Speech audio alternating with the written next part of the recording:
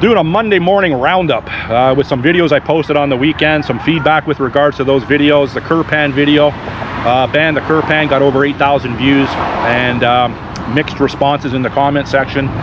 Some incendiary comments towards me, some threatening comments towards me. All part of the game. And I do a little ride around. I discuss about private security firms working for in affluent neighborhoods. And yeah, I have a little talk today. It's a little bit longer, so if you want to stick around and watch it to the end, I appreciate it. Something going on here Sunday morning. Something going on here big time. Let's go across the street, and of course my GoPro, this battery, there's something wrong with it. Okay, here we go.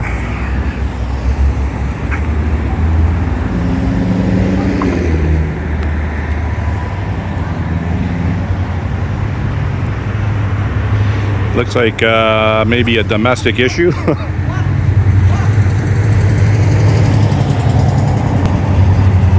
cop just parks his car. Like, no need for this, really, to be honest with you. Like, when I came by the first time, I seen this cop car come in or do a U-turn on Scarlet and come back into here onto Eileen. And then this guy came down Foxwell, and that's when I determined my GoPro. I think I got a defective battery with this one, so it's not working. So I'm on my phone. So this guy just parks in the middle of Scarlet Road and just runs over here.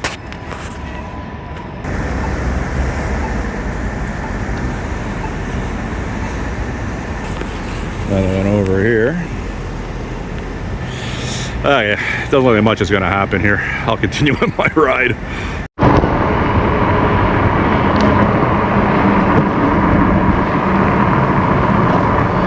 Look at these properties here. Look at the frontage.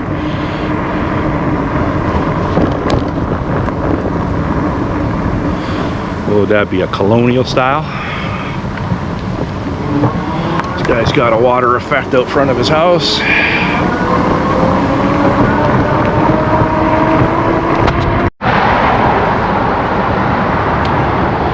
Just coming on to Edge Hill Road, and I'm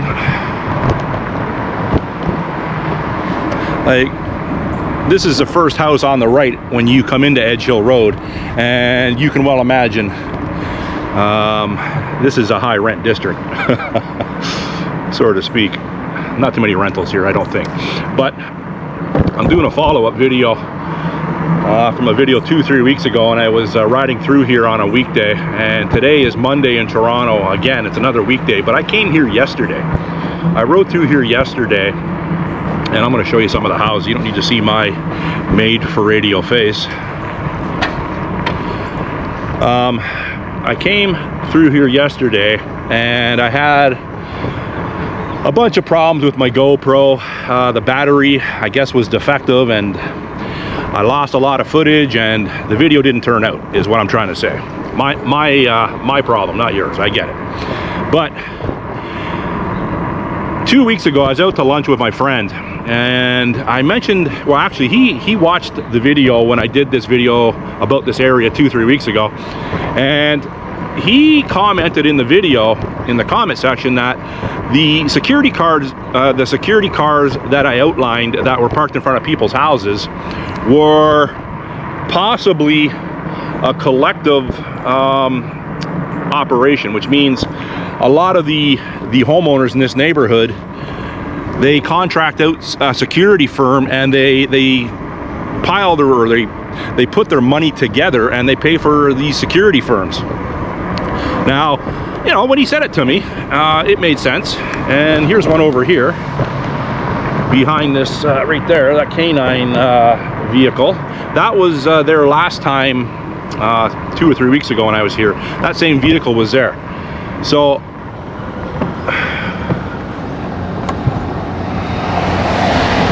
I thought it was someone that bought these vehicles and they park them in front of their homes, but it probably makes more sense that people contract these companies, and they're actually vehicles that are legit. Now, when I was here yesterday, I came across a married couple. They were walking their little micro Chihuahua. Buddy was carrying it in a front like baby carrier sort of thing. Odd. But they were a nice couple. She was kind of attractive, and they were very nice. And you know, I just got to talking to them. I happened upon them, and I'll show you where, but I got to talking to them, and they did indeed confirm what my friend said. They said, yeah, people around you, they live around here, and people do hire private security firms to watch out for their homes. Now, actually, I just noticed here, oh, I just hear a big dog barking too. Oh yeah, there's a big dog over there barking. So this guy's got a canine security placard on his front lawn. Okay, and you can see this house is, you know, it's worth a few million. Yeah, I hear a large breed dog barking. You're probably not picking up on the camera, but anyhow, yeah. So they confirmed it. So that's the state that we're at in large upscale neighborhoods where people collectively pay for security firms to patrol their neighborhood. This isn't a gated community. There's not too many gated communities in Toronto that I'm aware of, where you actually have to go through a gate to get in. Like, you couldn't gate this off. This is, you know, this is an old community. So to put gates up here, maybe you could do it. I don't know. If you just throw some money into Dougie Ford or Mayor Chow's pocket, I'm sure you can get whatever you want done. But that's the state that we're at in this country, where you solely can't rely on the police. Now yesterday when I was out on my ride, I did capture some footage. As soon as I left my house, there was a police emergency call, and multiple Toronto police scout cars showed up just 3 blocks from my house, and it appeared to be a domestic. I'll put that video in this video. And there was an irate lady out front of her house, and she had a kid with her. Then there was a guy separate. So I don't know. I don't know if it was you know, a domestic dispute, domestic assault, but I rode around for an hour and I came back to my neighborhood and there was like still 5 cop cars there. So I'm not always saying that the response time of the police is bad, because I know it isn't. I know personally that it isn't. And yeah, but to have that added security of a private security firm with, I would imagine, Malinois or German Shepherds or Dobermans or whatever, it's just that added level of security. So, morning.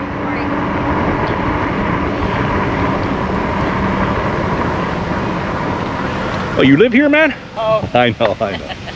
You were here yesterday, I rode by. Yeah. Well, you stay all night or you back today again? Back again. Yeah.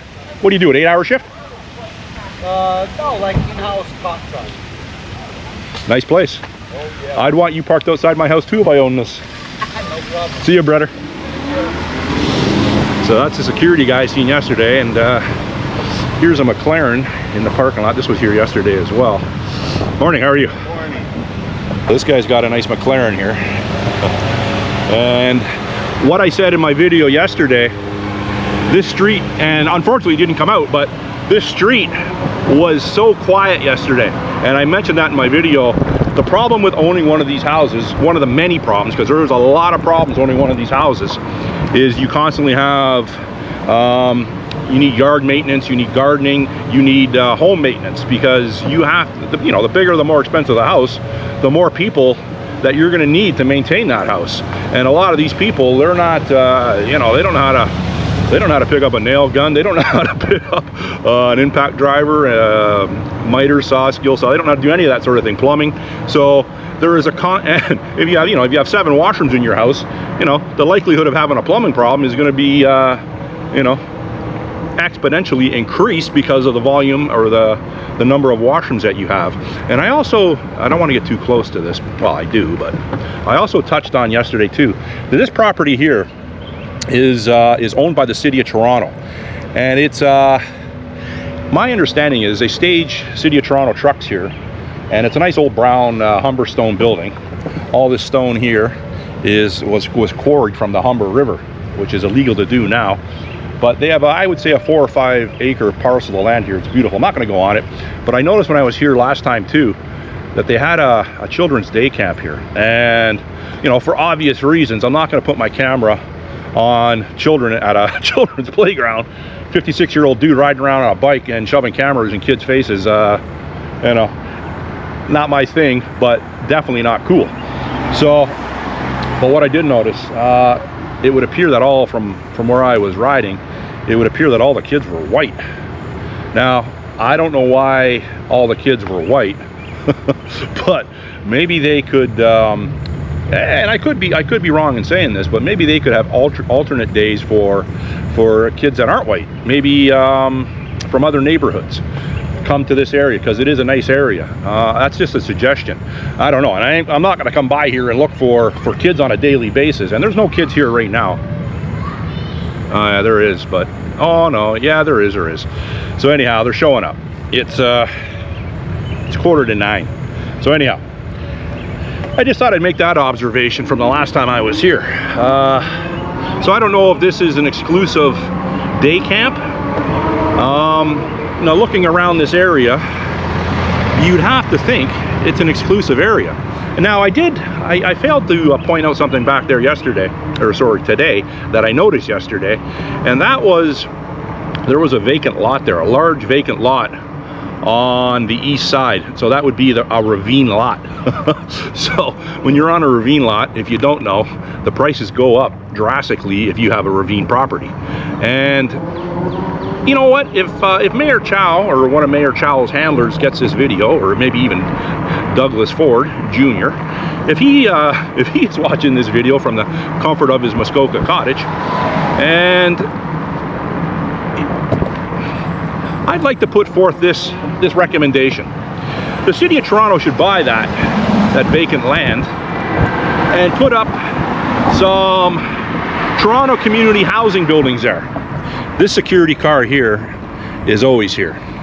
That one doesn't move. I'm pretty sure that security car is, Buddy bought that because I think he also had a Crown Victoria there. Then that was getting out of date, so he replaced it with that Ford Scout car. So that one I'm pretty sure is a decoy. So my recommendation, to be more inclusive in this city, to spread the cultural diversity, is maybe buy that large parcel of land. I would say it's around an acre of land. I don't know what it would cost, but the City of Toronto has deep pockets, and Dougie has deep pockets, and he has friends in high places like old Marcus Carney. Old Mark Carney, his cottage buddy. And you pool together your money and put up 2 or 3 Ontario community housing buildings. Or maybe a drug rehabilitation facility over on Edge Hill Drive. Let's have your voter base. Let's have your voter base deal with realities of what's going on in this country. I get a lot of people in my comment section I don't think actually live in reality. They come out of their homes, not so dissimilar to this. They get into their German automobile, and they go to wherever they have to go.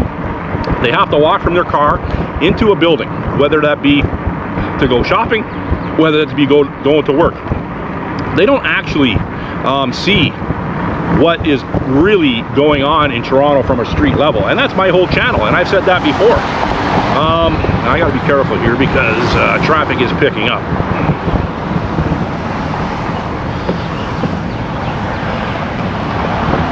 I'm gonna go sit down on a bench somewhere. I'm gonna finish this video.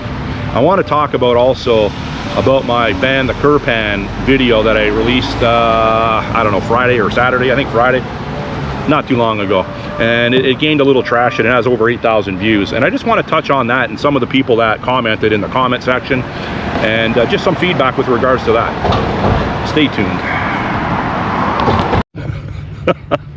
I just noticed something. I'm on a path down by James Gardens that I've literally come to since I was a toddler, and I'm going to show you something right here. So this concrete pad and that pipe coming out of the concrete pad, well, it used to be a little different. It used to have one of those old-fashioned, I guess it would be bronze or brass pump, like an old-fashioned pump. And when I was a kid, even up until I was probably in my late teens, I would come by and I'd get a drink out of that. I just noticed this sign here: do not drink non-potable water. So I drank a lot of that non-potable water. Where'd it come out of? The swamp here? That would explain a few things. Oh, wow. Now I'm down at a park that you have been with me many times if you watch my videos, and a bit of a different table than I normally sit at. This table here is considered a prime table on the weekends for picnics and family gatherings. And the garbage isn't too bad around here today, which is good. And I'm just around the corner from that non-potable water that I used to drink by the gallon when I was young. Didn't know it was coming out of a swamp directly. But anyhow, I'm going to try to do a little bit of a Monday morning roundup video. And like I was saying earlier about my Curpan video that I released, over 8,000 views. You know, for the most part, it was positive, but I will also say a lot of people didn't understand the content of the video. You know, you had a lot of people that you know, admittedly said they were from rural areas in Ontario, and you know, they were saying to me that I was trying to get hunting knives banned, and they were saying that my message was completely absurd, and they got a little bit brazen with me with regards to their language. Some were somewhat threatening, derogatory language, and I'll get into that in a second. But so I said to them, to these people, I said, did you actually pay attention to my video? Because none of that was conveyed in my video. The premise, and exactly what I said in that video, was why hasn't someone from the Conservative government readdressed the laws that we have on record with regards to Curpans? Because the Curpan that this individual had was obviously a hunting knife. Now, people were saying it was a buck 119. Some people were saying, I was saying it was a buck 105. Okay, so that leads me back to my factotums again. The 119 and the 105 are very similar knives. I still stand behind the knife that I think it is. It's a 105. And so people get triggered by my videos. Some people. What I notice between 0 and 4,000 views on my particular YouTube videos, my videos are predominantly based around politically themed videos or political climate. Between 0 and 4,000, I generally don't get too many triggered liberal people. Once it hits past 4,000, I notice on my videos, the liberal lunatics start coming out of the woodwork. And like I said in many of my videos, they immediately want to escalate it, or maybe try to goat me into some sort of criminal dialogue with them. Maybe they want me to start threatening people, whatever. And the extent of my, jumping off here a little bit, the extent of my threatening on my videos is, I will say this to any individual. If they come across like they're a tough guy, they come across like they can actually back up their words in a physical manner, I say, listen, I live in Toronto. If you see me, I'm not soliciting people to come looking for me. But having said that, I tell people, if you dislike the message that I'm saying to the point where you want to be slanderous towards me on my comment section, I say this: if you ever see me in Toronto, by all means, come up to me and introduce yourself. Or if you don't want to introduce yourself, you might just want to ambush me of some sort. I don't mean physically, but verbally, whatever. Do what you think that needs to be done to me, okay? Whether it be a verbal tune-up, if you're foolish enough to step outside the law, you can do that too. That'll be your prerogative. But I will say this: I was talking to a friend of mine this morning, lives in the East Coast, and we were chatting back and forth, and I was telling him the same thing. And that is, if someone goes out of their way to physically assault me, I'm not the toughest guy in the world. But one thing I will tell to anyone: you will know the next day that you were in a physical altercation. You may even question the choices you made in life by wanting to not mind your own business. And in a lot of my videos, I tell people that do a lot of this and have never done anything else other than this, I tell those type of people to maybe mind your own business, because there are people out there that are more dangerous than you. There are people out there that are far more dangerous than me. Every good man has to know his limitations. I know my limitations, because my limitations have been tested countless times. So, I want to get that out of the way. You can continue. You know, obviously I can't stop people from making incendiary comments on my comment section.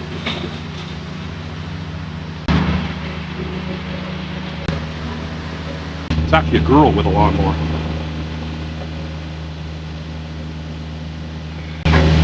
Can't come down on the weekend because it's too busy with people, and you can't come down in the weekdays because you have city workers that have to keep the park looking the way it does. So if you go back and look at the comment section of the curb pan video, you will see, you know, supportive comments, common sense comments, outright racist comments, to the point where someone even admitted they were racist. Appreciate your honesty for that. And I got a few Sikh people that were of Sikh religion chiming in, and this is where I'm getting at.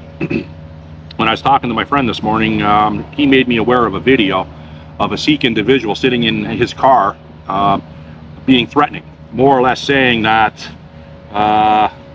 the war or the problem is already on your doorstep and you're not going to make it go away. Someone in my comment section made it aware to me that the Sikhs have been a warrior nation for 500 years and they are not going anywhere. Try to take the curb pan from them. So I understand that people have turned privileges into rights in this country, and that's because of liberalism. They turn privileges into rights, and some people in this country take advantage of the insane liberalism mentality, and there's a lot of loopholes in insanity, as you can well imagine. So I had some people that were threatening in my comment section, and I'm gonna have to get out of here. I had to take my show on the road. So that's where that video went, and some of my videos have gone there before where people are threatening, and people were accusing me in a roundabout way of being threatening to them as well. But if threatening is telling someone that they might be talking in a way that they can't back up in a physical altercation, and I didn't invite any physical altercation other than the fact if you see me, say hello. That's the extent of my physical invitations. I know what I'm capable of, and I don't know, well, in a way I do know what someone is capable of that is talking to me at any level, any person, any gender, any religious background, any ethnic background. I look at everyone pretty much the same, and I look at everyone as a threat. So you can well imagine from an elderly old lady down to a Sean Strickland UFC champion type person, I keep my eye on them no matter what. So I don't go around pretending I'm tough. I don't go around on other people's YouTube channels calling them out in an aggressive manner, because I don't have to do that. One, it's non-value added to go on someone's YouTube channel and start threatening them or insinuating violence. It doesn't make any sense to me. And number two, if I get into a physical altercation, like, I understand I'm 56 now, not in the best shape, which some people point out, and that is true, and I've never said that I was. But over the years I've been jammed up many times. I've come out of those situations not so jammed up, if you know what I mean. So, you know, old man now, out of shape, I get it. I'm not 26, but I'm a lot stronger than I look too. Some people say I'm way out of shape. Well, I'm still a pretty powerful guy. I'm 260 pounds. I'm just shy of 6'1", and I'm on this bike quite a bit. I know it's an e-bike, but I'm out quite a bit, and I'm out walking quite a bit. So I'm not completely out of shape. Actually, to the point where a friend of mine called me over the weekend, out of the blue, and it was totally unexpected. And my friend says to me, he goes, Dewey, he goes, I'm going to climb Mount Kilimanjaro in Africa. Now, I know that's one of the 7 summits. I know Mount Kilimanjaro is the highest mountain in Africa. I knew it was around 18,000 feet. I think it's 19,000 when I went back and looked. 19,000. So my friend is a couple years younger than me. He's in good shape, and he maintains his fitness level. You know, I appreciate the fact that he thinks I maintain my fitness level as well, but I don't think I'm ready to climb Mount Kilimanjaro upon further investigation. I haven't got back to him yet, so he'll be watching this video and he'll be heartbroken. But regardless, he's going either way, and he's gonna climb Mount Kilimanjaro, which is it's a good feat. I'd like to have that on my my resume. Hey, you know what they say about bad decisions? They make good stories. So will Mount Kilimanjaro be in my future? I don't know. Off on a tangent. But what I want to get across in this video as well, it's the division in this country. The division and the anger that the liberal government has made our society. They have propagated the way people are treating each other in a negative fashion. And they have put on the books laws for a certain ethnic and religious group that other people don't have. Like, I understand, I have a lot of people saying, well, you got to understand the knife laws in Canada. You can carry a sheathed knife of that size, a 5-inch blade, 9.5-inch overall. But what I stress to people, that if you're out in the woods, or if you're in a rural community, yeah, you can get away with that. If you walk around with a 9.5-inch buck 105 or 119 knife in Toronto, yeah, you might get away with that the odd time. But if a cop sees that, you're going to be drawing attention to yourself. And if the wrong cop sees it, or maybe the right cop, however you want to look at it, they are going to definitely stop you, potentially unholster their service weapon and direct it towards you. And they are going to ask you to drop the knife.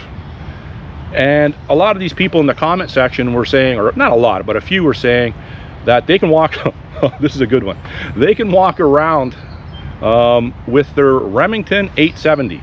Now, people that don't know what a Remington 870 is, I do, because I fired one many times.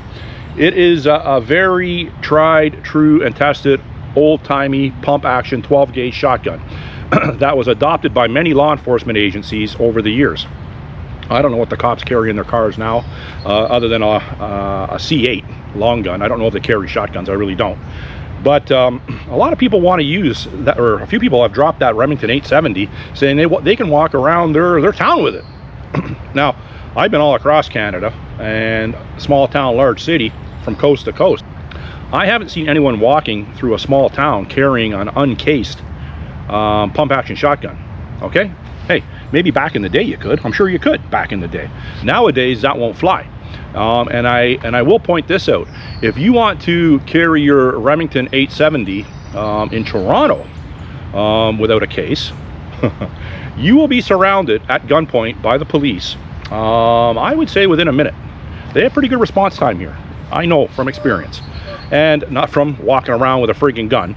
But secondly, if some person from these rural areas that live 6 hours up in the sticks north of Toronto, if you think you're going to walk down the street with a cased Remington 870, I would say there's a very good chance that someone's going to actually steal that from you.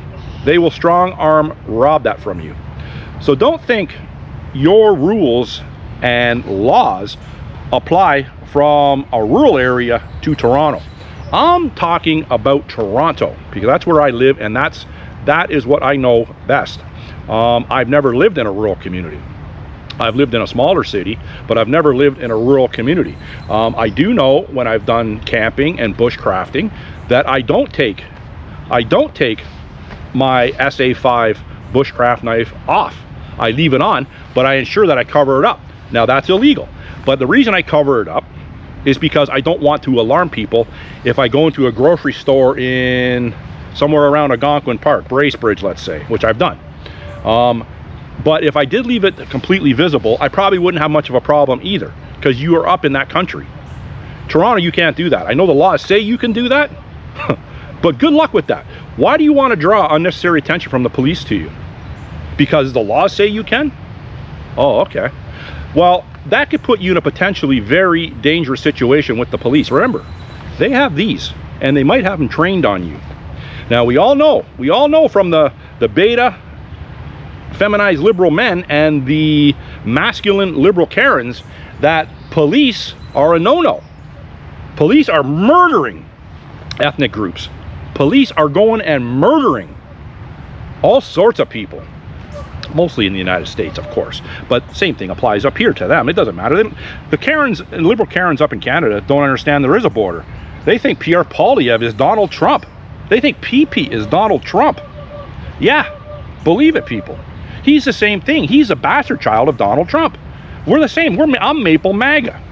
No, what I am is a common sense person that's been there and done that. And a lot of these people that go on and spout on the internet, they haven't done fuck all in their life. They really haven't. Oh, you backpacked through Europe on a student loan that you should have used for school, or your parents gave you money to go backpack through Europe, and that was the extent of your experience? Yeah, no. I'm not saying, you know, I'm a street level gangbanger, but I'm not so removed from that, is what I'm trying to say. The division the liberals have caused and perpetrated in this country is palpable. It is on the verge, in my estimation, on the verge of breaking. The police know this. People are on edge.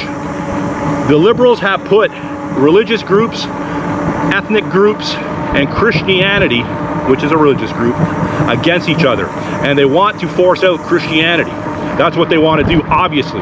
You don't bring in 1 million people a year that don't have Christian values unless you want to replace what you already have in that country. It's common sense. Now, the first thing that people in the comment section, or not the first thing, but a lot, let me back that up. I'm lucky, for the most part. My channel's small, and the base that watch my channel are level-headed conservatives. I don't got too many left-wing libtarded people, and I'm thankful for that. Will that change? 100% it'll change. If my channel gets bigger, it's going to change. And yeah, you know what? I put the target on my back. I understand that by doing these videos. I don't have to do these videos. I don't make no money. So I don't have to do these videos. So that's coming. But before that comes on my channel, I think there's going to be a complete societal breakdown. I don't think there'll be any channels like mine or any channels of any sort other than state-run media channels. That's coming, and that's what they're pushing for. We have so many people in this country with communist ideological non-values. It's pushing out the sane, traditional thought process that made this country once great. You know, well, it sounds like Maple MAGA, make Canada great again. Canada's never going to be great again. I'm way past that. Canada's never going to be great again. Liberalism is entrenched from the time you are in preschool to the time you finish university, to the time you go to your yoga, your goat yoga, to the time you go to your puzzle club, your book club. It's entrenched in this country. Men, married men, walking around with a micro chihuahua in their backpack or in their front pack. I wish my camera was working yesterday. Like I said, nice couple, good looking wife, but she wasn't wearing that backpack with the dog in it. He was. At first I thought it was a special needs person and she was his caregiver, but then I found out he was the one that actually bought the house they're living in. And he's got to carry around the chihuahua, little Bella. Bella, beautiful dog, don't get me wrong, I love chihuahuas. But that's what I'm saying in this country.